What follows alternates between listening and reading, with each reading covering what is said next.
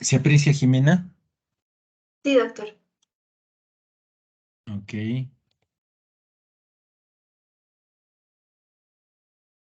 Listo. Jóvenes, tengan ustedes muy buenas tardes. Vamos a empezar con la clase de ataxia y vértigo. ¿Ya? A ver, vamos a poner en proyección. Muy bien. Vamos a empezar entonces con esta clase de ataxia y vértigo. Vamos a lograr algunos objetivos al término de la clase, ¿no? Los objetivos son que ustedes aprendan a reconocer una ataxia y aprendan a reconocer un vértigo. Definir ambos, diferenciarlas, diagnosticarlas, reconocer las etiologías más frecuentes y los factores que las predisponen, así como conocer su tratamiento y conocer las medidas preventivas. Para ello, vamos a restaurar los siguientes contenidos. Ataxia, igual lo que hemos comentado, definición, epidemiología, etiología, signos, síntomas, diagnóstico diferente, tratamiento y prevención, y lo mismo con cuanto al vértigo. Y vamos a tratar también de otros términos que se suelen utilizar, como el mareo. Entonces, algunos puntos clave. ¿Qué cosa es la ataxia? La ataxia es la incapacidad de realizar movimientos finos, precisos y coordinados. El ejemplo más común que podríamos tenerlo para no confundirnos es aquel paciente o aquella persona que está bajo los efectos del alcohol, ¿no? La persona que está bajo los efectos del alcohol tiene ataxia, ¿no? Camina, no puede hacer movimientos, no puede pararse en un pie. Entonces ese sería el más claro ejemplo.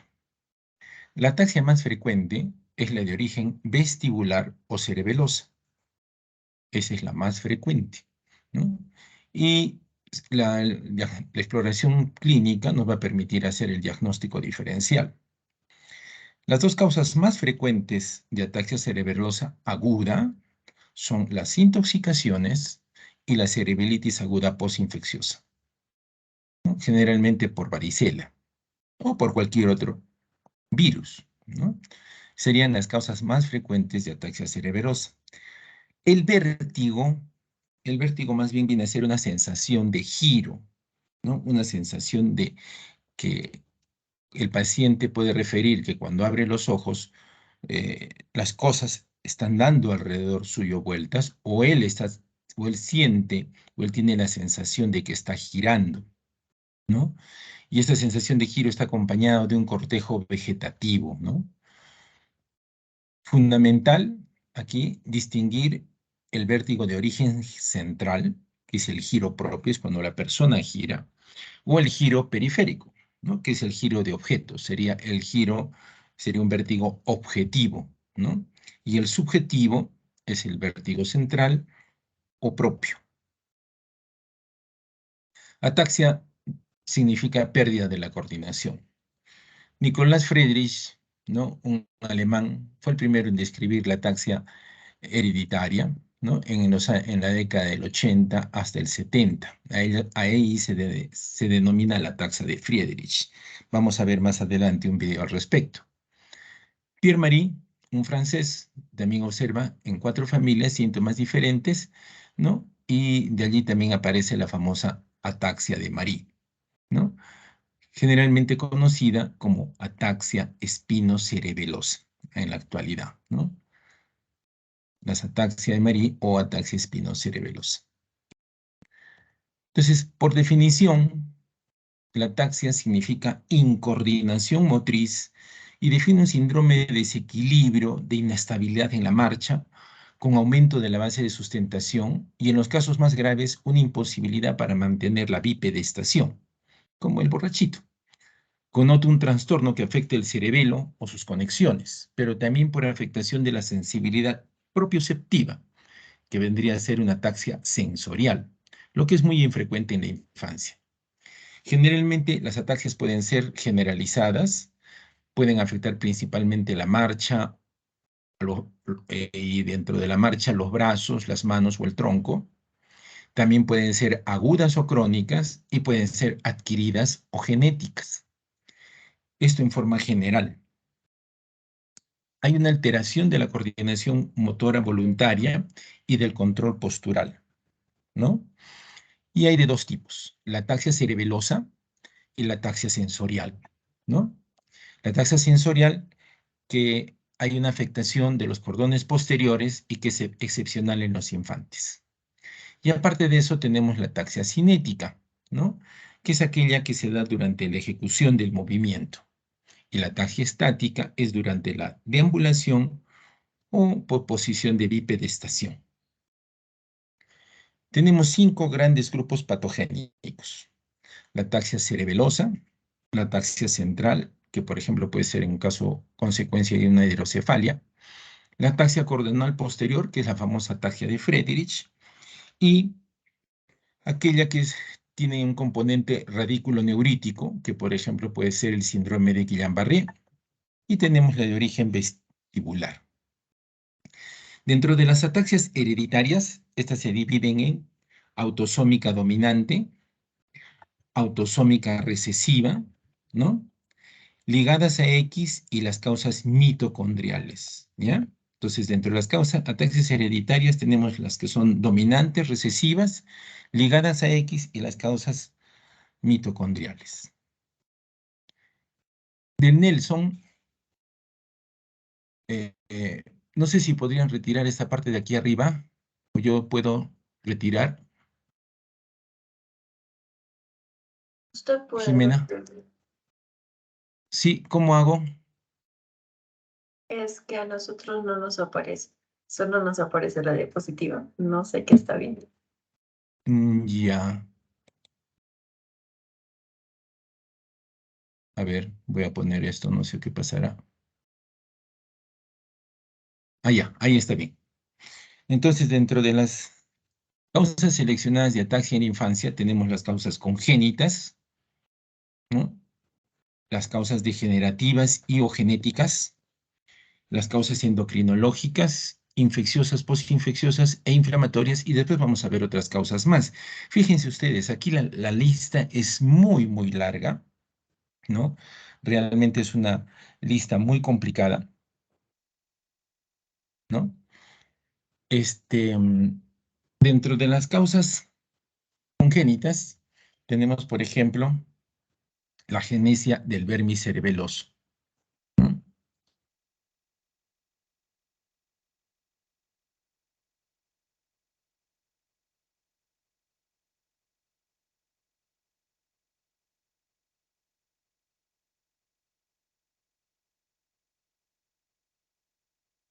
Perdón, algo se ha detenido aquí.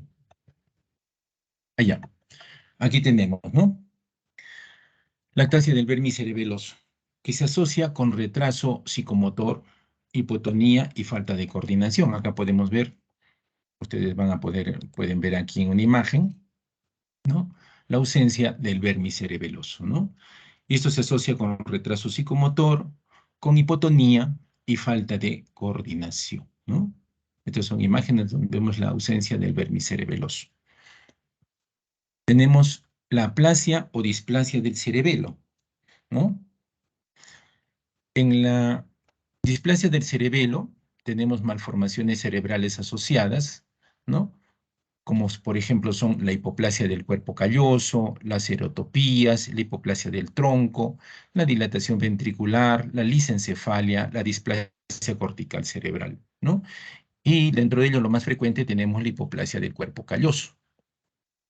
Estas displasias del cerebelo se asocian con otras alteraciones, ¿no? Visuales, ¿no? Por ejemplo, alteración de los potenciales evocados visuales, estrabismo, ¿no? Alteración de los potenciales evocados auditivos.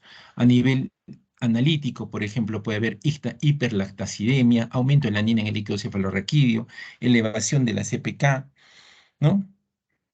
A nivel facial puede haber rasgos dismórficos, asimetría facial, macrocefalia, alteración en los miembros inferiores, pie plano o equino, hipospadias, angiomas.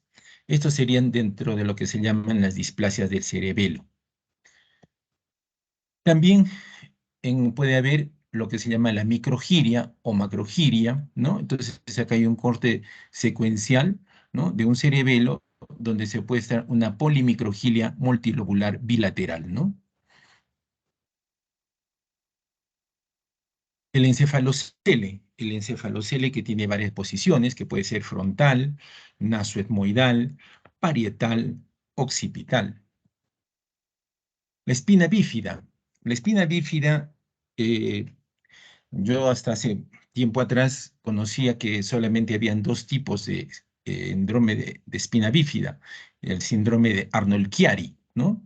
Pero resulta que en realidad son más de dos.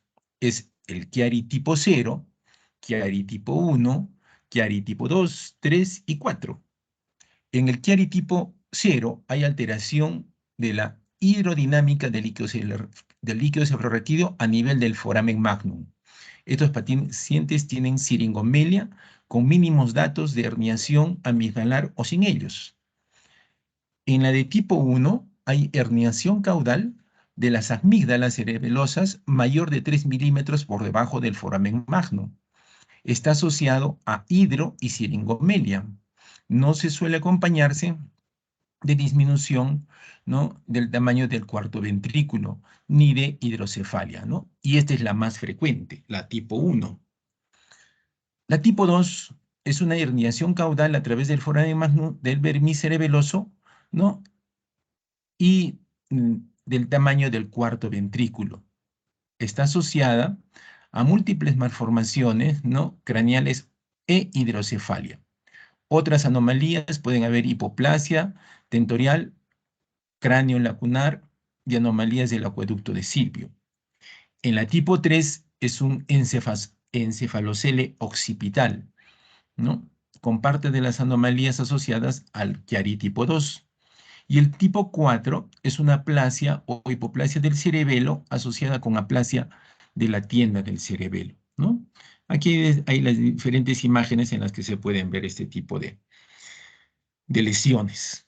Entonces, se asocia obviamente con ataxia. Entonces, la espina bífida cervical con herniación del cerebro, en el caso del específico, la malformación de Chiari tipo 3.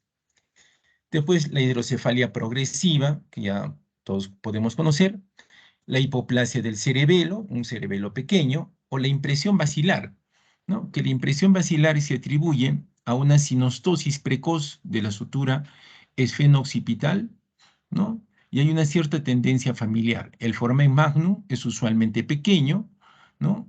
Hay una oliva que está ahí enclavada, y el atlas está poco desarrollado. Puede ser asimétrico y usualmente está unido al hueso occipital. La odontoides y el axis están proyectados hacia arriba respecto a su posición normal e invadiendo el canal espinal. Y eso es lo que se puede ver aquí en una resonancia. Ya hemos hablado de las malformaciones de Chiari, el síndrome de Dandy-Walker, ¿no?, donde también vamos a ver, miren aquí, donde se ocupa gran cantidad es una hidrocefalia de la fosa posterior, ¿no?, con gran macrocefalia. Esas serían las causas congénitas de ataxia en la infancia, ¿no? Dentro de las causas degenerativas, ¿no? Por ejemplo, tenemos la lesión medular combinada de cordones posteriores y laterales. Tenemos los ataques periódicos de vértigo, que se asocian con diplopía y ataxia y con herencia autosómica dominante, ¿no? Dentro de estas ataxias autosómicas dominantes, tenemos a la ataxia espinocerebelosa tipo 1, tipo 2, la espinocerebelosa tipo 3, que es la enfermedad de Machado-Joseph, la espinocerebelosa 4 hasta la 17, la atrofia denta-toro rubro pálido luciana, y la ataxia episódica tipo 1 y tipo 2, ¿no? Y también están las autosómicas recesivas, que viene a ser la ataxia de Friedreich, la ataxia telangiectasia, la ataxia asociada a déficit de vitamina E, la ataxia con apraxia oculomotora, la ataxia espástica autosómica recesiva de Charlebox-Sewenay y la ataxia espinocerebelosa con neuropatía axonal. Esas están dentro de todas estas que hemos revisado aquí. La ataxia telangiectasia es la segunda causa de ataxia infantil y en cuanto a la clínica es de inicio precoz, ¿no? Se caracteriza por tener telangiectasias oculocutáneas, ¿no? Deficiencias inmunológicas. Hay una predisposición a la malignidad en el 40% de los casos. Es una ataxia progresiva donde hay disartria, hipotonía facial, apraxia ocular y fijación inestable, distonía, corioatetosis. Y la presentación tardía dan signos de segunda motoneurona. Estas alteraciones cognitivas que ocurren son leves y en forma muy tardía. Existe una elevación de la alfa-fetoproteína y ocurre un defecto del gen ATM que normalmente produce una proteína quinasa implicada en la regulación del ciclo celular, apoptosis y reparación del DNA. Luego tenemos la atrofia multisistémica, ¿no? Para la atrofia multisistémica existen criterios, ¿no? Donde son diagnósticos probables, ¿no? Y el diagnóstico posibles, perdón, posible, probable y definido, ¿no? Esta atrofia multisistémica, ¿no? Se ve, por ejemplo, en el parkinsonismo, sin o poca respuesta a la levodopa, ¿no? Esa es la atrofia multisistémica P, y la S, que es un síndrome cerebeloso más disautonía cardiovascular urinaria con signos piramidales o parkinsonismo. Luego tenemos la enfermedad de Pelizaeus-Merzbacher, ¿no? Esta enfermedad es una enfermedad también que va a tener muchas manifestaciones clínicas que aparecen en los primeros meses de vida, ¿no? Puede reconocerse estridor, hipotonía, nistagmus, y con el tiempo se observa un retraso psicomotor. El 60% de estos casos de la enfermedad de Pelizaeus-Merzbacher son debidos a una duplicación del gen PLP. Más raramente se dan triplicaciones o incluso quintuplicaciones, ¿no? Puede haber una forma congénita, una forma clásica y una forma transicional. Luego la enfermedad de Rose-Levy, que es una neuropatía hereditaria sensitivo-motora diesmielinizante, poco frecuente, caracterizada por una marcha táxica prominente, pies cabos, arreflejia tendinosa, debilidad distal de las extremidades, temblor de las extremidades superiores, déficit sensitivo distal, cifoescoliosis y atrofia muscular progresiva. Está la neuritis intersticial hipertrófica, el síndrome de Cockayne, ¿no? Donde vamos a ver que hay detención del crecimiento, es el envejecimiento prematuro, un enanismo caquéctico, ojos hundidos, nariz en pico, orejas grandes que dan la apariencia de facies de pajarito, la falta de grasa en la cara, particularmente en las mejillas, un cabello escaso y disperso y microcefalia. Obviamente hay criterios mayores y menores para diagnosticarla. El síndrome marinesco-Sjögren, que es una ataxia de inicio temprano, con atrofia cerebelosa, cataratas, discapacidad intelectual y características miopáticas. Las características adicionales que pueden aparecer son hipogonadismo, hipergonadotrópico, anomalías esqueléticas y baja estatura. Y el síndrome de Ramsay-Hahn.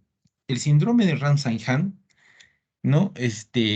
Hay varios tipos de síndrome de Ramsay, así como hay el Chiari del 0 al 4, el Ramsay-Hahn también había sido de 3 tipos, ¿no? El Ramsay-Hahn 2, por ejemplo, es, es una otitis media herpética asociada con parálisis facial. Ese es el Ramsay-Hahn 2.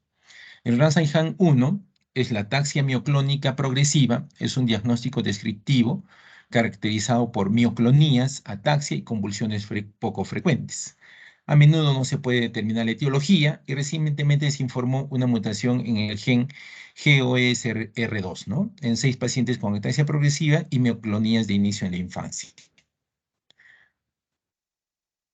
Y el síndrome de sustancia blanca evanescente, que es una enfermedad genética de herencia autosómica recesiva que afecta a la sustancia blanca cerebral. Existen varios fenotipos que difieren en la gravedad y el inicio. Clásicamente se caracterizan por la aparición de ataxia, espasticidad y un deterioro motor progresivo con exacerbaciones desencadenadas por procesos febriles y traumatismos craneales leves. Existen también las causas endocrinológicas, ¿no? Que las podemos ver aquí arriba, ¿no? Ya no los vamos a desarrollar, como el cretinismo y el hipotiroidismo adquirido. Las de causas infecciosas, ¿no? El absceso cerebeloso, la ataxia cerebelosa aguda, que es la muy común, la autoinmune, la cerebelitis, la difteria, por ejemplo, puede causar también síndrome atáxico, las encefalitis por parotiditis, ¿no? Las encefalomielitis, las meningitis posbacterianas, la mononucleosis infecciosa, la neumonía por micoplasma, aquellas que son paraneoplásicas y nos dan el síndrome de Opsoclonus myoclonus, atáxico, la polineuropatía infecciosa, la polio, rubiola, tifoidea, tosferina, tuberculosis, varicela, virus Coxsackie, virus seco. Y a ti existe otra lista más larga todavía, donde están todas las causas metabólicas. Fíjense ustedes, son muchísimas las causas metabólicas. Están las causas neoplásicas, desde los neuroblastomas hasta los tumores cerebelosos, de la médula espinal, del lóbulo frontal, tumores hemisféricos, tumores pontinos. Las causas psicógenas primarias, que son reacciones de conversión, las causas tóxicas, ¿no? Una de las más comunes, dijimos, el consumo de alcohol, el consumo de accidental, generalmente en los niños, de benzodiazepinas, carbamazepinas, clonazepam, dextrometorfano, miren, un antitusivo de un uso muy frecuente, la difenilidantoína, la encefalopatía saturnina, el fenobarbital, neuroblastoma, parálisis por garrapatas, la primidona. De causas traumáticas, un edema cerebeloso agudo, un edema agudo del lóbulo frontal.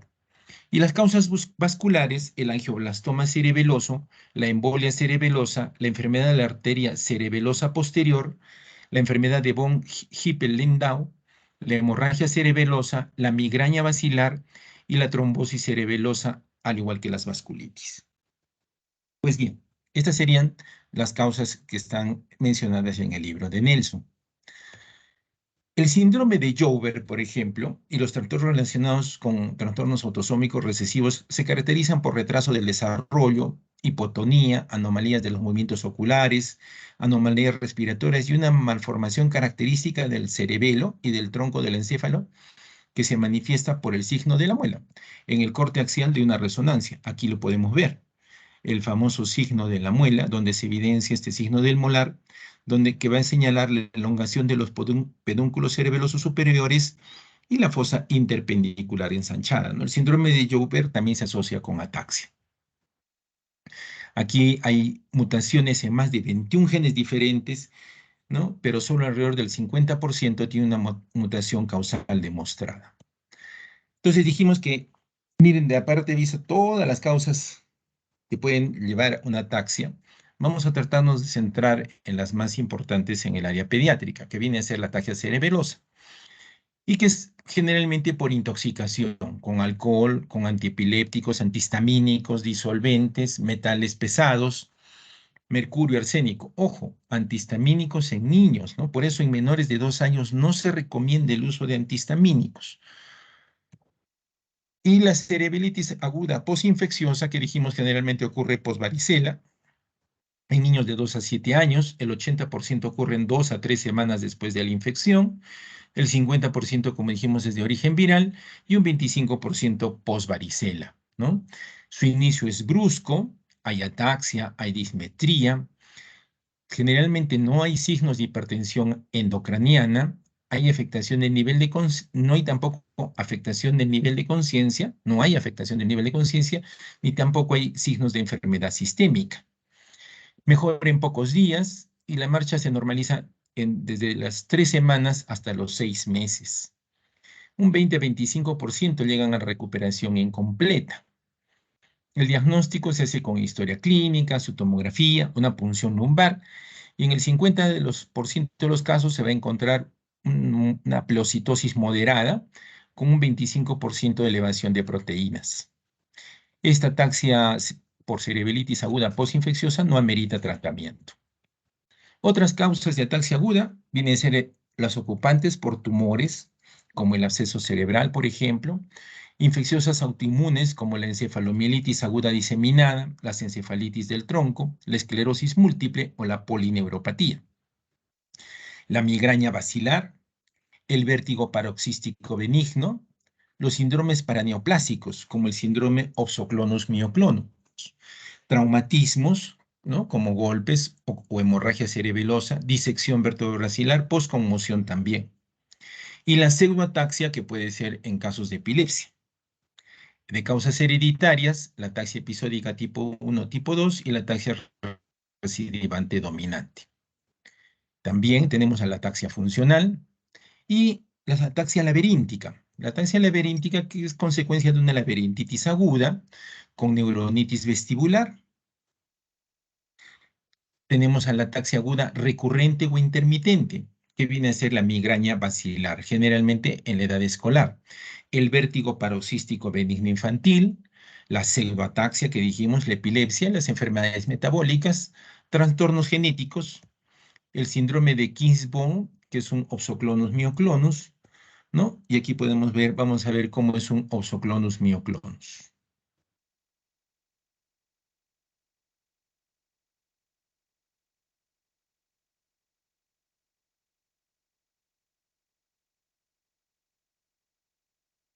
Uy, qué pena, no corre el... Al final se los voy a mostrar, no corre el video. O ya, al final le vamos a mostrarle cómo es el opsoclonus mioclonus. Este es en un niño post-COVID, ¿ah? Un niño post-COVID ha tenido un síndrome de opsoclonus mioclonus. Vamos a verlo al final, se los voy a mostrar. Y la esclerosis múltiple, ¿no? En cuanto a la etiología de ahora de la ataxia crónica progresiva, ¿no? Ahí tenemos de causas genéticas, la ataxia telangiectasia, los trastornos neurodegenerativos, malformaciones congénitas, agenesia del cuerpo calloso, malformación de Dondi-Walker, las de causas metabólicas, hematológicas y otras. Las ataxias agudas de etiología infecciosa, una ataxia puede ser el signo inicial de una meningoencefalitis vírica. La ataxia generalmente es transitoria, dejando paso pronto a otros signos neurológicos como meningismo, afectación de pares craneales, disminución del nivel de conciencia, crisis convulsivas. La fiebre no suele faltar, en este caso el líquido cefalorraquídeo es siempre anormal. Y una ataxia también puede observarse en la fase de recuperación de las meningitis bacterianas, desapareciendo espontáneamente en poco tiempo. Las ataxias degenerativas, ¿no? Dijimos, aquellas que afectan degeneración del sistema nervioso central, son un grupo importante. Y dentro de estos, en la infancia, debido a sus consecuencias genéticas y a su pronóstico desfavorables, que son importantes. Ahí la ataxia telangiectasia, un cuadro autosómico recesivo, ¿no? Es la ataxia degenerativa más frecuente. Esta ataxia suele manifestarse alrededor de los 2 años y progresa hasta impedir la deambulación en la adolescencia. Está causada por mutación en un gen, el ATM, localizado en el cromosoma 11q2, Q22, Q23. Este problema es este gen, ¿no? ATM es un fosfatidilinositol 3-kinasa que fosforila proteínas que interviene en la reparación de ARNA y en el control del ciclo celular. Aquí es frecuente la apraxia oculomotora de la mirada horizontal, que se define por una dificultad para desplazar la mirada de un objeto a otro, lo que da lugar a que el objetivo visual se alcance con movimientos laterales de la cabeza, seguidos de una nueva fijación de los ojos. Se observa estrabismo, sacudido ocular, hipométrica y nistagmo. Puede manifestarse con corea, muchas veces esta ataxia telangiectasia en lugar de ataxia. Y las telangiectasias son evidentes en edades intermedias, sobre todo a nivel de la conjuntiva vulvar, sobre el puente nasal, en los pabellones auriculares y en las superficies expuestas de las extremidades, como podemos ver en esta imagen, ¿no? Entonces aquí vamos a poder las telangiectasias, ¿no? En la conjuntiva vulvar, fíjense ustedes, en los pabellones auriculares y en las superficies expuestas de las extremidades, también en los labios. La ataxia telangiectasia en la piel muestra una pérdida de la elasticidad. Aquí las alteraciones inmunológicas que conducen a infecciones inusuales y pulmonares frecuentes son el déficit de la inmunoglobulina sérica y secretora y la disminución de IG2, IG4 e IgE en más del 50%. Estos niños con ataxia telangiectasia tienen un riesgo de 50 a 100 veces mayor de desarrollar tumores linforreticulares como linfoma, leucemia y enfermedad de Hodgkin y también tumores cerebrales. Otros hallazgos de laboratorio que pueden observarse incremento de roturas cromosómicas, sobre todo en el cromosoma 14, y una elevación en la concentración sérica de alfa-fetoproteína. La muerte suele producirse por infecciones o por una diseminación tumoral. Las principales causas infecciosas o posinfecciosas de ataxia incluyen la ataxia cerebelosa aguda, la cerebritis infecciosa y la laberintitis, ¿no? La ataxia cerebelosa aguda es de aparición repentina, inestabilidad en la marcha, pero sin meningismo, convulsiones, alteración de nivel de conciencia o anomalías neurológicas no explicadas por alteraciones en el romboencéfalo. La ataxia cerebelosa aparece fundamentalmente en niños de 1 a 3 años y su diagnóstico es de exclusión. El trastorno suele aparecer 2 a 3 semanas después de una enfermedad viral, como el virus de la varicela o infección por virus Coxsackie o ecovirus, ¿no? Y acá tenemos muchos virus, ¿no?, que pueden producir esta ataxia cerebelosa aguda: varicela, Coxsackie, micoplasma, parotiditis, polio, ecovirus, tosferina, sarampión, herpes, enterovirus, gripe, difteria. Se piensa que se representa una respuesta autoinmune frente al virus que produce una afectación del cerebelo. Su inicio, dijimos, súbito, ¿no? Y hay una ataxia principalmente del tronco, que puede ser tan intensa que impide al niño ponerse de pie o sentarse. Puede haber vómitos, pero no hay fiebre ni rigidez de nuca debido a la afectación meningia. Hay un nistagmo horizontal aproximadamente en el 50% de los casos, y si el niño ya habla, puede haber disartria, y el líquido cefalorraquídeo suele ser normal al inicio de la ataxia, pero no es infrecuente una ligera pleocitosis linfocitaria, a veces de 10 a 30 células por milímetro cúbico. Posteriormente, en su evolución, se produce una elevación moderada de la concentración de proteínas en el líquido cefalorraquídeo. Suele mejorar en unas pocas semanas, pero puede persistir hasta 3 meses y en menos casos más tiempo. Esta ataxia cerebelosa parece haber disminuido, ¿no?, en su tasa de frecuencia gracias a la vacunación contra la varicela. El pronóstico es bueno y la recuperación suele ser completa. Un pequeño número de pacientes tienen secuelas a largo plazo, como trastornos de conducta, a veces del desarrollo del lenguaje, y como una ataxia e incoordinación.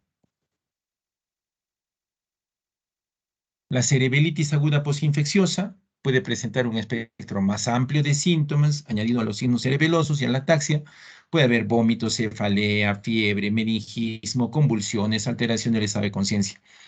La resonancia magnética, ¿no?, generalmente es normal o inespecífica, mientras que en el examen con contraste se puede evidenciar una hiperintensidad del córtex cerebeloso uni o bilateral. En ausencia de realización de resonancia magnética, no puede excluirse el diagnóstico de cerebelitis. Su curso clínico es muy variable, desde un proceso autolimitado relativamente benigno hasta una presentación fulminante con hidrocefalia aguda, grave, hipertensión endocraniana y riesgo de vida. La cerebritis aguda es la forma más grave de ataxia cerebelosa, caracterizada por anomalías, dijimos, en la resonancia, síntomas más graves y un pronóstico peor a largo plazo. Diferentes agentes: Epstein-Barr, micoplasma, virus de la parotiditis, incluyendo el virus de la gripe, o sea, ahí estaría también el coronavirus. También pueden producirse abscesos cerebelosos con infecciones bacterianas. Muchas veces la etiología queda desconocida. Algunos de estos casos pueden deberse a cerebritis autoinmune. Los pacientes clínicamente pueden presentar ataxia, hipertensión intracraneal por hidrocefalia obstructiva, cefalea y fiebre, ¿no? Aquí tenemos la cerebelitis aguda posinfecciosa, que es un síndrome clínico radiológico en el que se va a encontrar encefalopatía aguda o subaguda con hipertensión endocranial, ¿no? Y este síndrome cerebelo se va a caracterizar, pues, por ataxia, dismetría, disartis y sensación vertiginosa, junto con una hiperintensidad en el córtex cerebeloso que puede ser uni o bilateral, como se puede ver aquí, ¿no? Unilateral o bilateral, como en este caso, ¿no? Y también se puede evidenciar en la tomo, ¿no?, una dilatación del tercer ventrículo, ¿no?, como en este caso, ¿no?, y de los ventrículos laterales, o hidrocefalia franca junto a un cuarto ventrículo pequeño y apelotonamiento de las estructuras de la fosa posterior, ¿no? Aquí tenemos, se ve una atrofia cerebelosa. La laberintitis aguda puede ser difícil de diferenciar de la ataxia cerebelosa aguda en los niños que están comenzando a caminar. Esta se asocia a infecciones del oído medio, se caracteriza por vértigo intenso, vómitos y alteración funcional del laberinto. La laberintitis y la neuritis vestibular tienen la misma presentación vestibular, un inicio repentino de vértigo intenso que es constante durante varios días, con mejoría gradual y lento en las próximas semanas y meses. Si no hay pérdida de audición, los pacientes con esta historia son diagnosticados con neuritis vestibular en lugar de laberintitis viral, que incluye pérdida de la audición. El diagnóstico generalmente se realiza a través de antecedentes con exclusión de otras posibles etiologías. En el examen físico, los pacientes pueden tener nistagmo en reposo o demostrar una sacada correctiva en la prueba de empuje a la cabeza cuando se gira hacia el lado afectado. La ataxia de origen tóxico puede ser accidental entre 1 a 4 años por sobredosis medicamentosa, por ejemplo, anticonvulsivantes por problemas psiquiátricos, ¿no? En los adolescentes o tóxicos por consumo de alcohol, talio, que en ocasiones se utiliza en las casas como pesticida. Miren ustedes, dextrometorfano y antipilépticos, en especial la difenilantoína y la carbamazepina, cuando los valores séricos superan el rango terapéutico habitual. Y aquí tenemos los fármacos causantes de ataxia aguda. Están los antiepilépticos, benzodiazepinas, alcoholes, aceites esenciales, antitusivos. Miren, codeína y dextrometorfano, ¿no? Drogas de abuso, como disolventes, gasolinas, pegamentos. Esta ataxia casi siempre está asociada con cambios en el estado mental que varían desde el delirio, la agitación, hasta la letargia y el coma. Es común la presencia de nistagmus. La fiebre y los signos menicios están ausentes. El diagnóstico se debe sospechar en toda ataxia aguda con alteración del estado mental y sin antecedentes de trauma o infección. La ataxia de origen tumoral, dijimos tumores del cerebelo y del lóbulo frontal, pueden manifestarse con ataxia. Los tumores cerebelosos provocan ataxia debido a una alteración directa en la función cerebelosa o indirectamente por hipertensión intracraneal debido a la comprensión del cuarto ventrículo. Suelen cursar con una ataxia lentamente progresiva. El comienzo es agudo, relativamente frecuente. Los tumores del lóbulo frontal pueden producir ataxia debido a la destrucción o interrupción de las fibras de asociación que conectan el lóbulo frontal con el cerebelo o por un aumento de la presión intracraneal. El neuroblastoma puede asociarse con una encefalopatía paraneoplásica que se caracteriza por ataxia progresiva, crisis mioclónicas y opsoclonus, oscilaciones arrítmicas horizontales y vertigadas con jugadas de los ojos que hemos quedado que vamos a ver al final. La ataxia se asocia a síntomas y signos de hipertensión endocraniana como cefaleas, vómitos y edema de papila. Hay nistagmus y hay afectación de los pares craneales y tortícolis. Siempre la tomografía debe ser la prueba diagnóstica.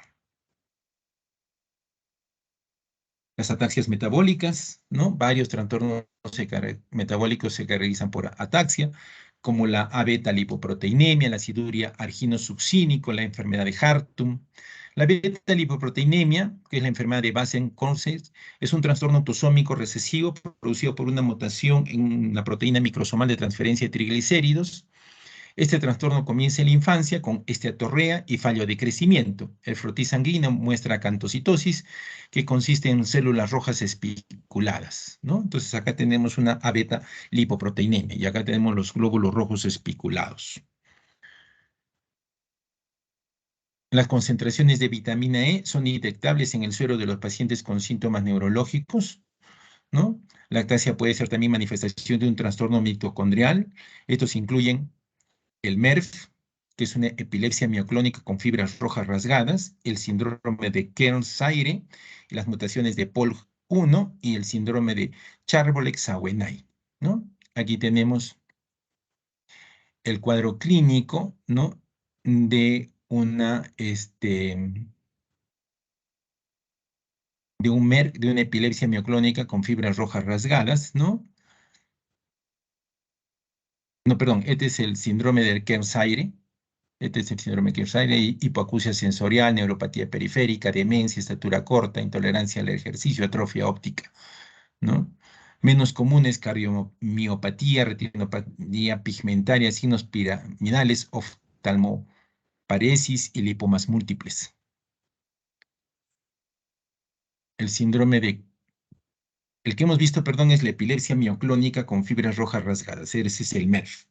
Este es el síndrome del Kearns-Sayre, ¿no? Se caracteriza por una oftalmoplegia externa progresiva y retinopatía pigmentaria. Aquí hay ataxia, debilidad muscular, tosis palpebral, enfermedades renales, demencia, diabetes, mellitus, corta estatura, ¿no? Rara vez se hereda, es una condición adquirida después de la concepción y se presenta antes de los 20 años de edad, ¿no? Causada por depleciones de la mitocondria del DNA que van de 1000 a 10.000 pares de bases, ¿no? En el fondo de ojo suele mostrar un aspecto en sal y pimienta. Los síntomas también incluyen alteraciones de ataxia neurológicos y la punción lumbar muestra niveles elevados de proteína. Tratamiento no existe. Mutaciones del POLG1, ¿no? La oleoenzima POLG es un heterotrímero compuesto por una subunidad principal y dos unidades accesorias idénticas. Es la única polimerasa del DNA conocida ubicada dentro de la mitocondria y junto con la proteína mitocondrial de unión de cadena simple, ¿no? Y una helicasa conforman el rizoma humano mitocondrial. Las mutaciones de este POLC, forma de inicio infantil, que incluyen el síndrome de Alpers-Huttenlocher y el síndrome miohepatocerebral de inicio infantil. Las formas de inicio más tardía incluyen los cuadros con afectación predominante ocular, llamadas oftalmoplegias progresivas crónicas, autosómicas dominantes o recesivas, los cuadros de ataxia neuropatía, que incluyen el síndrome de ataxia recesiva mitocondrial, y los síndromes combinados con otros cuadros que vienen a ser, por ejemplo, ataxia sensorial, elementos clínicos del MERP, acuñando también epilepsia mioclónica miopática con ataxia sensorial.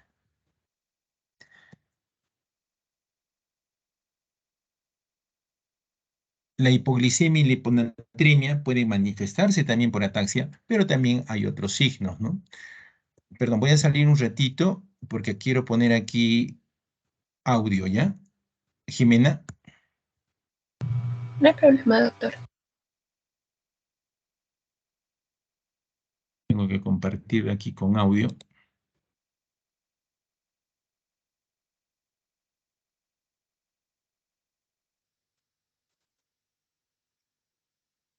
¿Se aprecia, Jimena?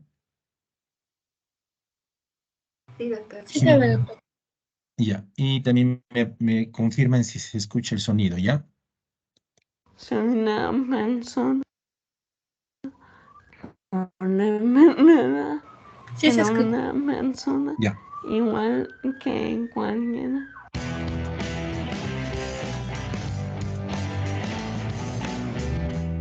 Me han heredado un gen defectuoso de mi madre y otro de mi padre.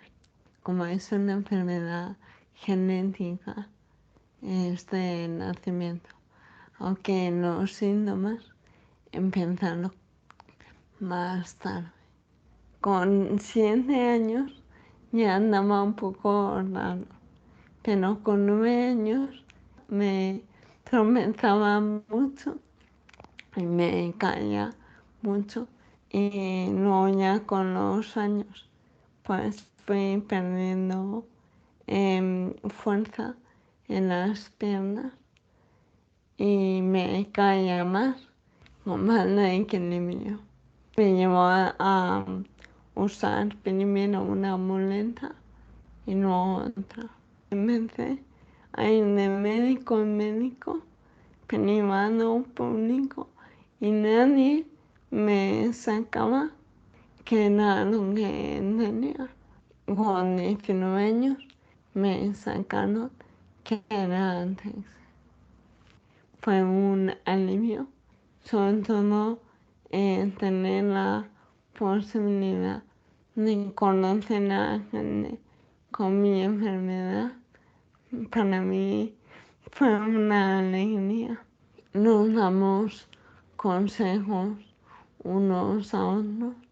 Psicológicamente también ayuda. Mi padre lo llevaba muy mal. Cuando acabé la carrera, le dije que me venía a Madrid a estudiar un máster y sé que me lean un montón, pero tenía muy claro que quería irme y me fui. Yo soy economista. Yo todavía ando, pero con mucha dificultad por falta de equilibrio y coordinación. Afecta a varios músculos, pues brazos, manos, problemas para hablar bien, problemas para trabajar, diabetes.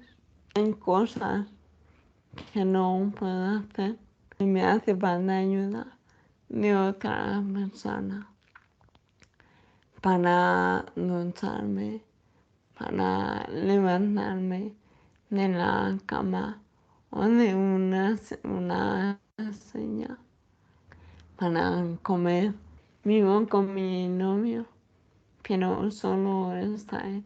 Tengo ayuda a domicilio, que viene una chica 11 horas a la semana para ayudarme en mi aseo, levantarme, vestirme, cocinar, limpiar, dificultades pues técnicas, pero a nivel intelectual ninguna.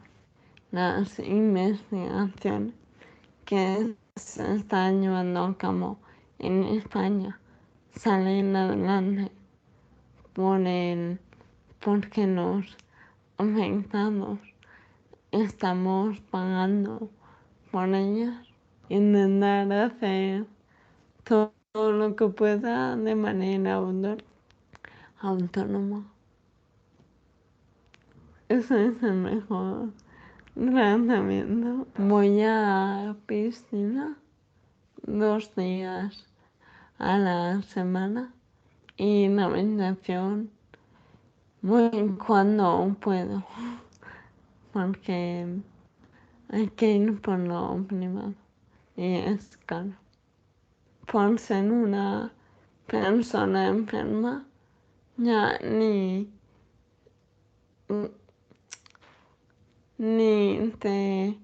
no te tienen en cuenta. Por ejemplo, me untas algo en una tienda, si me pregunto yo, en vez de contestarme a mí, contestan a la persona que me acompaña. Siento muy mal porque estoy aquí, soy una persona con enfermedad, pero una persona igual que cualquiera. Es el desconocimiento de cómo hacer frente a una persona diferente, que nos traten con normalidad. Me gustaría tener un piso adaptado a mis necesidades, casarme, formar una familia, viajar. Me encanta viajar.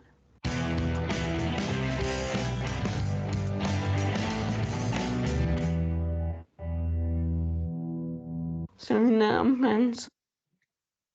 Entonces, la ataxia de Friedrich es un trastorno autosómico recesivo que afecta a los tractos espinocerebelosos, a las columnas dorsales de la médula espinal, los tractos piramidales, cerebelo y bulbo.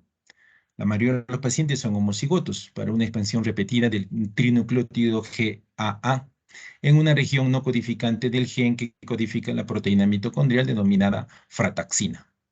Las mutaciones de este gen originan un trastorno oxidativo con aumento del depósito de hierro en la mitocondria. El inicio de la ataxia es más tardío que en la ataxia telangiectasia, pero generalmente tiene lugar antes de los 10 años. La ataxia progresa lentamente y afecta a las extremidades inferiores, en mayor grado que a las superiores.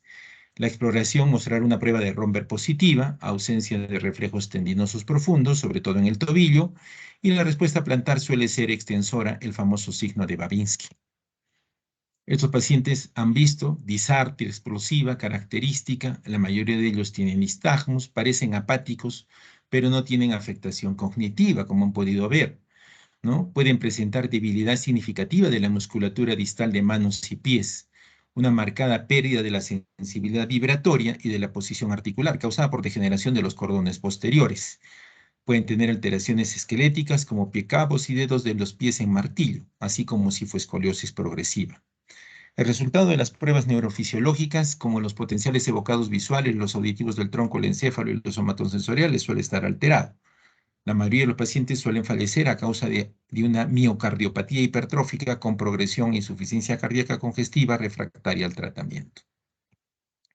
La ataxia postraumática, la mayoría de los niños corresponde a un síndrome de concusión cerebral con excelente recuperación. En traumas más graves, debido a contusión o hematoma de fosa posterior, siendo el pronóstico más incierto. Hay otras formas de ataxia espinocerebelosa similares a la ataxia de Friedreich y comparten muchas alteraciones a nivel de cromosomas, ¿no? Y pueden tener trastornos de movimiento, trastornos degenerativos, neuromuscular, hay formas puras y con componente piramidal, ¿no? Entonces, estas ataxias espinocerebelosas, ¿no? Eh, comparten muchos de estos, ¿no? Ahí están las leucodistrofias, las epilesias, alteraciones mitocondriales, ¿no? Etcétera. Entonces, otras causas de ataxia degenerativa son la enfermedad, dijimos, de Pelizaeus-Merzbacher, ¿no?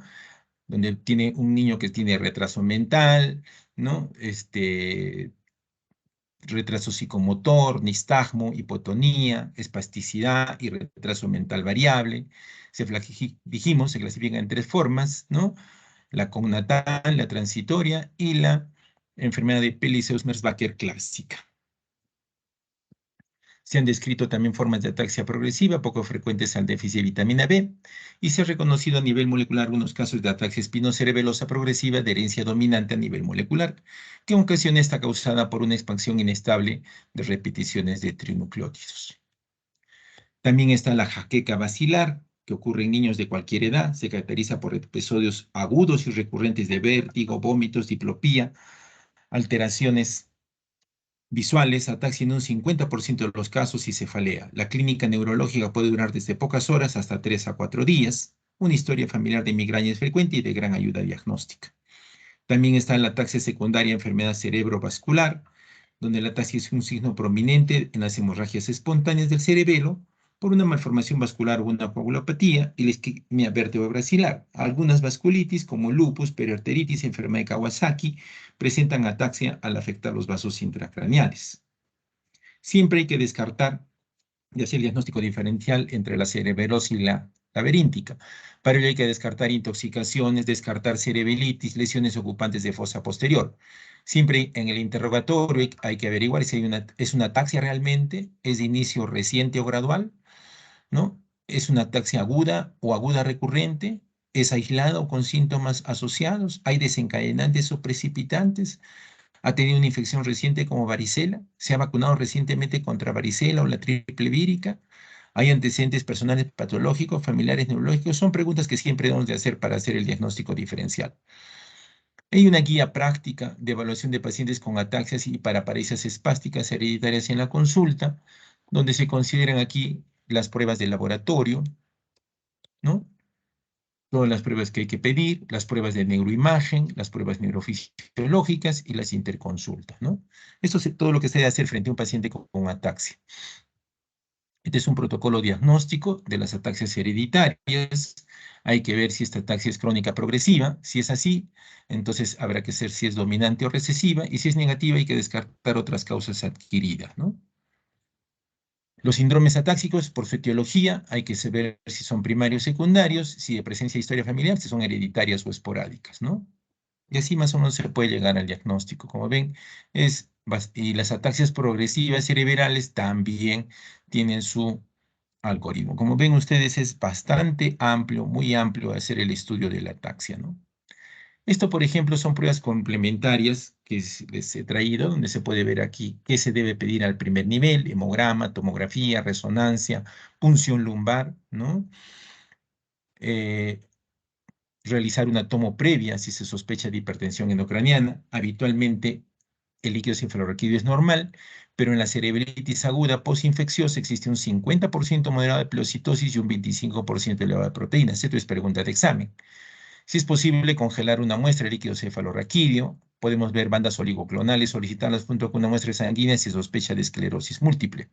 Ya en un segundo nivel se puede pedir tóxicos en orina, una PCR en sangre y líquido cefalorraquídeo para descartar virus del herpes 1, 2, 6, 7 y 8, Epstein-Barr, citomegalovirus, varicela, etc.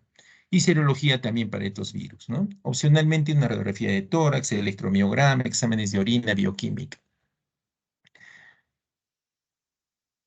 Vamos a avanzar un poquito. En cuanto al tratamiento, el pronóstico y el tratamiento de las ataxias agudas cerebrosas dependen lógicamente de la etiología. Solamente la encefalopatía mioclónica existe un tratamiento medicamentoso específico con ACTH o esteroides. Como signo aislado, la ataxia cerebelosa carece de tratamiento. Hay que buscar cuál es la causa, ¿no? Si es déficit de vitamina E, vitamina E. Si es una ataxia episódica familiar tipo 1 y 2, acetazolamida. Defectos de los complejos mitocondriales, posiblemente riboflavina, ¿no? Defectos del ciclo de la urea, restricción proteica, arginina, benzoato, alfa-cetoácidos, deficiencia de piruvato deshidrogenasa, una dieta cetogénica, posiblemente dicloroacetato, deficiencia de carboxilasas, biotina, encefalomielitis diseminada, esteroides, inmunoglobulinas endovenosas, rituximab, enfermedad de Hartung, niacina, enfermedad de Refsum, restricción dietética de ácido fitánico, ¿no? Y así podemos ver el tratamiento. Ahora vamos a hablar de vértigo, ¿ya? De vértigo. El vértigo es una sensación de giro o movimiento en remolino. Es un síntoma que consiste en una falsa percepción del movimiento. El paciente nota que él o el entorno se desplazan sin que en realidad exista movimiento alguno. Por ser una sensación subjetiva, es preciso que el paciente se encuentre consciente, lo que elimina del concepto de vértigo en otras situaciones que a veces se confunden con él, como es el ictus, el síncope o las lipotimias, ¿no? Entonces, es una sensación de giro o movimiento, ¿no? Es una sensación que puede ser subjetiva o objetiva. El vértigo es un síntoma no excluyente, esto es, acompaña otros síntomas en función de la patología que lo origina, y son estos los que orientan a su posible etiología. Suele ser de inicio brusco y generalmente se acompaña de síntomas vegetativos e indica la afectación del sistema vestibular. Implica una sensación de rotación del sujeto o de los objetos. El verdadero se asocia a nixtagmus, el verdadero vértigo. Generalmente se asocian síndromes vegetativos con náuseas, vómitos, palidez, sudoración fría. Con frecuencia se acompaña de nistagmo vestibular, que es horizontal y en resorte, con componente lento hacia el lado de la lesión y rápido corrector hacia el lado sano. A la exploración presentan inclinación del eje corporal en un sentido determinado, de costado o hacia atrás, desviación de los índices con los brazos extendidos y desviación de la marcha hacia el lado de la lesión vestibular. Si la desviación y el nistagmo son hacia el mismo lado, se habla de vértigo armónico. Presentan romper positivo vestibular. Al cerrar los ojos se inclinan al lado homolateral de la lesión. Es un síntoma poco específico, que también puede ser tanto el signo de una afección digestiva, por ejemplo, una gastroenteritis, como de un trastorno ocular, un déficit vestibular o una migraña. El elemento que más ayuda para establecer el diagnóstico y el tratamiento más adecuado es el tipo de sensación que refiere el niño y que con demasiada rapidez se clasifica de vértigo. Los signos asociados son inestabilidad, caída, cefalea, fiebre y el contexto en el que esto se produce: traumatismo craneal, síndrome infeccioso, migraña o fatiga ocular, etc.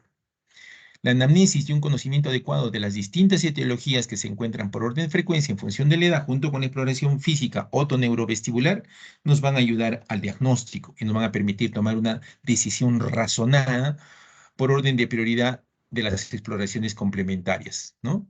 sin pruebas de imagen cerebral dentada, que aún se solicitan con demasiada frecuencia y que suelen ser inútiles, no inocuas y muy costosas, así como la solicitud de exploraciones más adecuadas como el estudio oftalmológico y vestibular, que eso sí sería adecuado hacerlo. El sistema vestibular, para recordar, detecta las aceleraciones lineales y angulares e informa al sistema nervioso central del estado de reposo o movimiento del propio cuerpo, ¿no? Entonces ahí tenemos el sistema vestibular. El sistema visual informa de la posición de los objetos en el entorno, permitiendo tomar referencias que permiten la orientación y facilitan el equilibrio. Ahí tenemos el sistema visual. Y el sistema somatosensorial transmite al sistema nervioso central la información sobre la posición de cada una de las partes del cuerpo, siendo la información del pie, de la articulación del tobillo y del cuello las más importantes. Ahí tenemos el sistema somatosensorial.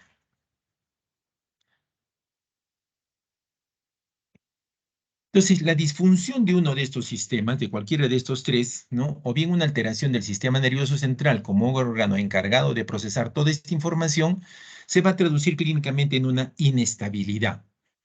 Cuando se manifiesta en forma de vértigo rotatorio, se debe generalmente a una disfunción vestibular y tiene unas determinadas características que vamos a comentarlas más adelante. El vértigo, entonces, es un síntoma. Etiológicamente, proviene del latín vertere, que significa dar vuelta, girar o revirar. En efecto, solo sería utilizar en la clínica el término vértigo para expresar aquel síntoma según el cual el paciente refiere que el entorno gira alrededor suyo o a la inversa, ¿no? Esta sensación de giro se presenta como consecuencia de enfermedades vestibulares. Una de las consecuencias inmediatas de la aparición de este síntoma es la pérdida del equilibrio, es decir, un desequilibrio, que es consecuencia de la pérdida de la orientación espacial por alteración de la conexión vestíbulo-ocular y también por la alteración del tono muscular de las extremidades debidas a perturbaciones de la conexión vestíbulo-espinal. El equilibrio se consigue gracias a la correcta integración en el sistema nervioso central de toda la información que le llega del sistema vestibular, visual y somatosensorial y de una adecuada interconexión entre estos sistemas. Los términos tales como mareo, recuerden que hemos hablado al inicio, sensación de caída, caminar sobre espuma, no corresponden a procesos vestibulares, sino a una patología que habitualmente asiente en el sistema nervioso central. Esta percepción también puede aparecer en los periodos seculares de enfermedades laberínticas agudas, que cursan con pérdida de la función vestibular. Entonces,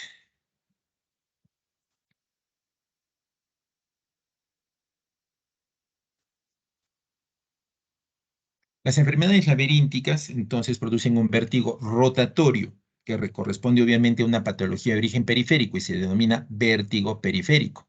Las enfermedades centrales y somatosensoriales producen el síntoma de mareo o cualquier otra terminología que no exprese rotación y corresponde a un vértigo de origen extralaberíntico, denominado vértigo central. Las enfermedades vasculares, por ejemplo, la insuficiencia vértebro-basilar, pueden presentar de forma alterna vértigo periférico y central, por afectación simultánea o alterna en la vascularización del laberinto y del sistema nervioso central. Entonces se hablará de un vértigo mixto. No olvidar, vértigo rotatorio periférico puede asociarse clásicamente síntomas auditivos. Vértigo de origen central se asocian generalmente síntomas neurológicos, ¿no? Y eso es según su origen. El vértigo periférico es aquel que tiene características rotatorias, que aparece de crisis de corta o mediana duración, cuya duración puede oscilar desde minutos a algunos días y las intercrisis son normales. Se asocia con una reacción neurovegetativa intensa, conexión con el décimo par, en forma de náuseas, vómitos, sudoración fría, palidez y enorme malestar. Además, salvo el vértigo postural paroxístico benigno y los casos de neuritis vestibular aguda, sensu estricto, donde hay afectación exclusiva del contingente del octavo par, se acompañan y sintomatología otológica como hipoacusia y o acúfenos, ¿no? Entonces aquí podemos ver en esquema cómo es este vértigo periférico. Y el vértigo central es aquel que no tiene carácter rotatorio y suele ser descrito en el paciente como mareo, desequilibrio o inestabilidad. Al preguntar al paciente si su vértigo tiene o no carácter rotatorio, lo va a confirmar, aunque a veces, dada la confusión en la que se encuentra, puede cambiar de criterio alternativamente en rotatorio y no rotatorio. Normalmente se instala de modo lento y progresivo, no hay intercrisis, es una sensación permanente de desequilibrio y puede evolucionar durante largo tiempo antes que sea diagnosticado. Puede ir acompañado de sintomatología neurovegetativa, generalmente en tono discreto, aunque a veces se presenta de modo brusco progresivo. Presenta síntomas asociados que pueden ser muy variados. Los más constantes son de estirpe neurológica, pérdida de conocimiento, marcha táxica, ya que la enfermedad causante del vértigo es genuinamente neurológica. Un ejemplo de lo que se acaba de exponer es el vértigo en la infancia, donde generalmente aparece en un contexto cefaleas, que viene a ser el equivalente migrañoso, y representa la causa más frecuente de vértigo en esta etapa de la vida. No es infrecuente consultar por un vértigo de características centrales sin enfermedad neurológica primaria. Esto es posible en una neuropatía secundaria, ¿no? A una enfermedad sistémica con efectos sobre el sistema nervioso central. Por ejemplo, el caso de una alteración hemodinámica o metabólica que genera un compromiso neurológico que se manifiesta como un vértigo de características centrales. En el mixto, ¿no? Se asocian síntomas citados con anterioridad, y hemos dicho, propios al vértigo periférico y central, pero no coinciden. Y así habitualmente aparecen los propios del vértigo central como un cuadro sindrómico de fondo, a los que se sobrepone temporalmente un cuadro sindrómico de características periféricas. Para algunos especialistas este es un concepto controvertido. Y aquí tenemos, ¿no?, el vértigo en la infancia, que tenemos el equivalente migrañoso, la otitis media secretora, el vértigo paroxístico benigno, el traumatismo craneal y otras causas, ¿no? La clasificación etiológica de los vértigos y sus características básicas. Hay múltiples clasificaciones aceptadas para los vértigos, según criterios etiológicos, patogénicos, topográficos y clínicos. La clasificación clínico-topográfica más extendida y práctica es la siguiente. Vértigo periférico, por disfunción periférica vestibular o de las vías vestibulares hasta su entrada en el tronco cerebral. Y el vértigo central, por disfunción de los núcleos vestibulares en el tronco del encéfalo, enfermedades cerebelosas, cerebrales, enfermedades sistémicas que tienen efectos sobre los órganos antes citados y producen patología somatosensorial. Y el mixto por patología a ambos niveles. Como se comentó con anterioridad, el desequilibrio puede obedecer a la disfunción de uno de los sistemas aferentes, vestibular, visual o somatosensorial, o bien por alteración del sistema central donde la información recibida se procesa en forma errónea. Los trastornos del equilibrio por alteración vestibular es el paradigma del vértigo periférico, ¿no? La pérdida de función de uno de los laberintos conlleva a nivel del sistema nervioso central, que el núcleo vestibular homolateral deja de recibir información del receptor periférico, en consecuencia se produce un predominio funcional del laberinto sano y hay una asimetría en la información laberíntica. Al explorar el paciente se observa que una tendencia a caerse hacia el lado afectado, pues la musculatura espinal del lado sano empuja, entre comillas, hacia el lado deficitario, y también se observa nistagmo hacia el lado del oído sano, ya que algunos ojos se desvían hacia el lado hipofuncionante, es una forma lenta. El sistema sacádico corrige la posición, que es una fase rápida, que es la denominación al nistagmo. Las entidades más notables en las que se produce un fracaso vestibular se clasifican en endolaberínticos, y dentro de los endolaberínticos tenemos el vértigo posicional paroxístico benigno, la enfermedad de Menier, laberintitis por tóxicos, laberintitis infecciosas, traumatismos laberínticos, malformaciones congénitas.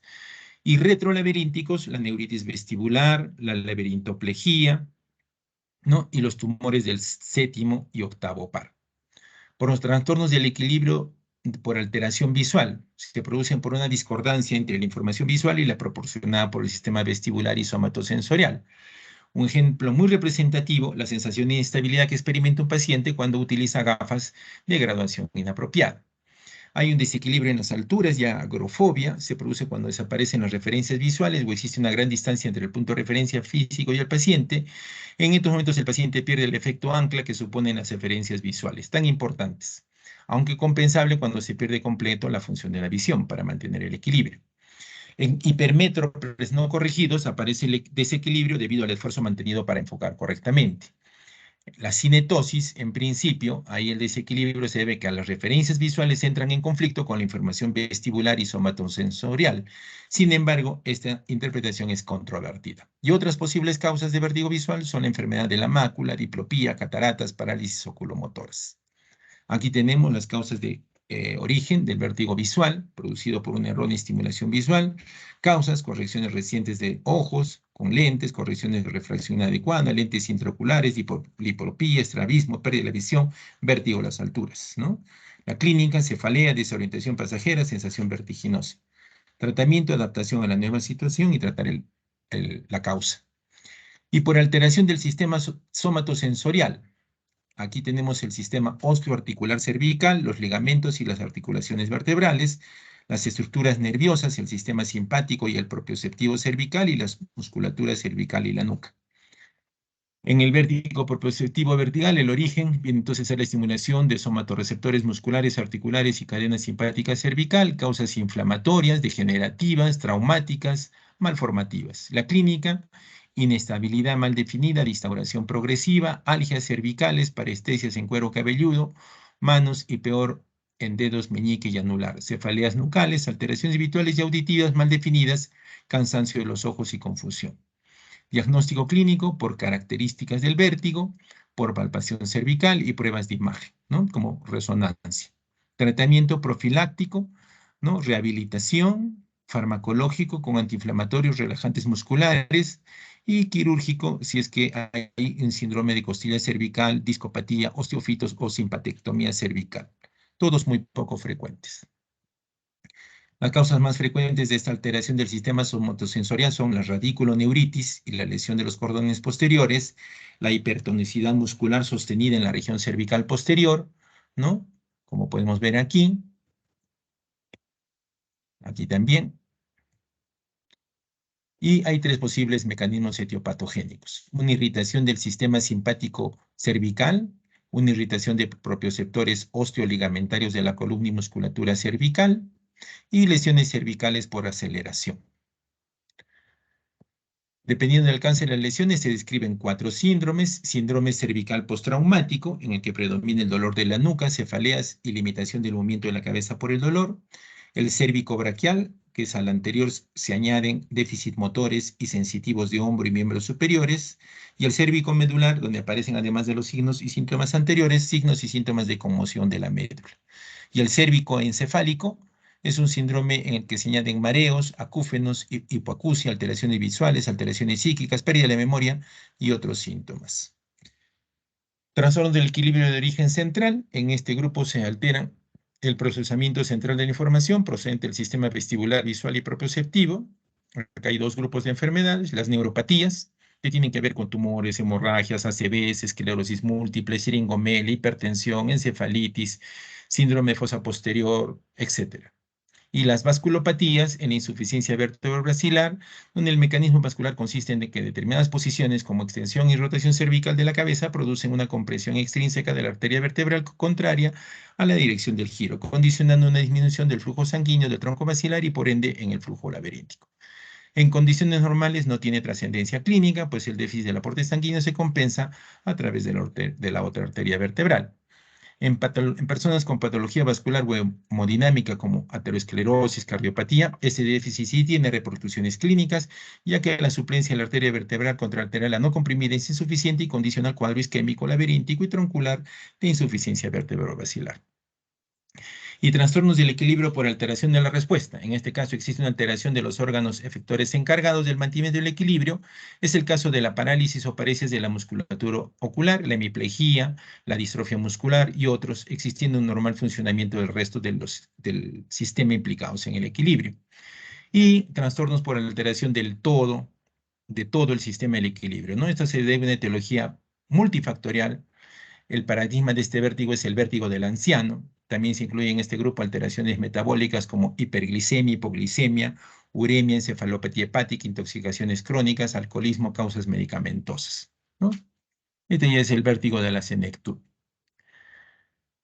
Y según el origen de la lesión, dijimos periférico central, según la forma de presentación, agudos y crónicos, recurrentes, se acompañan con pérdida de la audición, y el vértigo episódico agudo más frecuente sin compromiso auditivo viene a ser la cefalea migrañosa, la tortícolis paroxística benigna, donde hay vómitos, agitación, palidez y ataxia, y el vértigo paroxístico benigno de la infancia, donde es una variante de la migraña, donde hay inestabilidad extrema e incapacidad de mantenerse de pie, nistagmos y vómitos. Hay patologías óticas, ¿no?, que pueden producir vértigos, como el cerumen, el cuerpo extraño, la otitis media, la mastoiditis, el colesteatoma, la neuritis y neuronitis vestibular en niños mayores de 10 años debido a una infección aguda y irreversible del nervio vestibular o de los núcleos. Puede preceder o acompañar a un proceso febril, aparece de forma aguda el vértigo sin déficit de audición que se acentúa con los movimientos bruscos de la cabeza y hay nistagmo. Puede haber hiporreflexia laberíntica. Esta neuritis evoluciona espontáneamente en la curación en pocas semanas, teniendo toda la neuronitis una evolución más caprichosa con recaídas y mejorías hasta alcanzar una mejoría a los 2 a 3 meses. Y la laberintitis aguda infecciosa muy común, que hoy en día es poco frecuente, es una inflamación del laberinto de diferente etiología. La mayoría de los casos son idiopáticos, otros se relacionan con cuadros víricos, reacciones alérgicas o fármacos. Hay una severa sensación de vértigo de presentación brusca que puede durar de días a una semana, asociada a puerta auditiva y acúfenos. El paciente acostumbra a tumbarse sobre su lado bueno. Si no se encuentra una afectación óptica evidente, debe descartarse una meningitis. El vértigo postraumático, ¿no? Esto lo vemos en los traumatismos cráneoencefálicos. Pocos días o semanas después puede haber conmoción laberíntica. En el caso de encontrar sangre o líquido claro en el conducto activo, una parálisis facial asociada, hay que descartar mediante TAC renal, existencia de una laberintitis o neuritis hemorrágica secundarias a fractura de base de cráneo. Está el vértigo posicional central también, donde por tumores cerebelosos, meduloblastomas, trocitomas, si se asocian edema papilar y síndrome cerebeloso y realizar una tomografía. Los mareos de locomoción o enfermedad del movimiento ocurre cuando el niño se mueve de una manera pasiva, viajes en automóviles, barco, aviones, atracción de feria o cuando hay movimiento continuo alrededor de un individuo estacionado. Y tóxicos por consumo de salicilalatos, aminoglucósidos, furosemida, isoniazida, anticomiciales, minociclina y etanol. Los crónicos se observan en niños con sordera y daño vestibular congénito de causa malformativa, tóxica, infecciosa o degenerativa. Es un vértigo persistente crónico si se acompaña de síntomas neurológicos, indicador de enfermedad del sistema nervioso central, tumores, neurinomas del acústico, trastornos degenerativos, desmielinizantes, ¿no? Y aquí tenemos un algoritmo para ver cuando tenemos un vértigo, lo clasificamos si es agudo o crónico. Si es agudo, a ver si es recurrente, entonces puede ser un vértigo paroxístico benigno en la infancia. Si se acompaña de dolor de cabeza, cefaleas migrañosas, puede ser epilepsia, convulsiones, tortícolis paroxística o vértigo posicional paroxístico benigno. Si se acompaña con fiebre, laberintitis y neuronitis vestibular. Y si hay por traumatismo, fractura del hueso temporal, traumatismo del laberinto, fístula perilinfática o traumatismo del tronco cerebral o cerebroso. Y si es crónico, neurinoma del acústico, tumores del sistema nervioso central, enfermedad de Meniere, esclerosis múltiple y colesteatoma. El tratamiento, en ocasiones, la descarga vegetativa obliga a instalar una perfusión endovenosa de antieméticos como metoclopramida o el ondansetron, ¿no? Y como sedante laberíntico, aquí sí funciona el dimenhidrinato. Para esto sí sirve el dimenhidrinato, no para los vómitos de origen gastrointestinal. Y la cinaricina también, ¿no? Y para la cinetosis, ¿no? Para los que van a viajar, se puede usar el dimenhidrinato, la dosis aquí establecida, 30 minutos antes del viaje y luego cada 4 a 6 horas. Y aquí para finalizar, también del Nelson, el diagnóstico diferencial entre mareo y vértigo, ¿no? Ustedes ya lo pueden revisar en su respectivo libro. Muy bien, muchas gracias. Les debía un video, se los voy a pasar.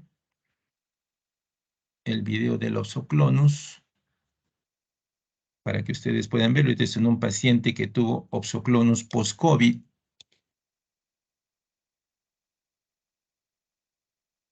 Fíjense ustedes, ¿se aprecia?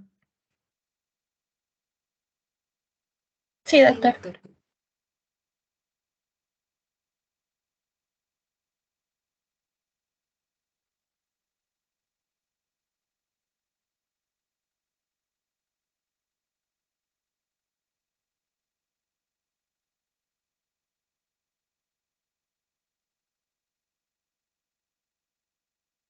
Este es un Opsoclonus en un paciente que tuvo COVID. Fíjense ustedes, no sabemos cuáles son las consecuencias, jóvenes, del COVID. No lo sabemos.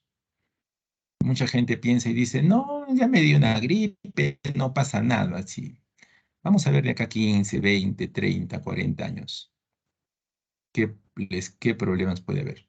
Incluso se ha visto de que en adultos no hospitalizados, el COVID puede dejar trastornos cognitivos. Escuchen bien, trastornos cognitivos en adultos que han tenido COVID no hospitalizados. La pena como un niño tiene este oxoclonus consecuencia de un COVID-19. Muy bien. Ok.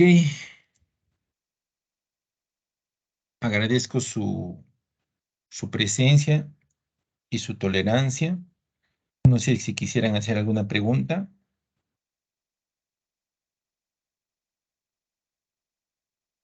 Como han visto, es un largo recorrido, es un tema muy, muy amplio, ¿no?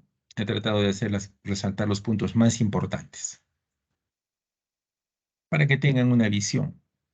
Incluso los neurólogos, cuando les hablan de ataxia, también para ellos se les hace todo un mundo.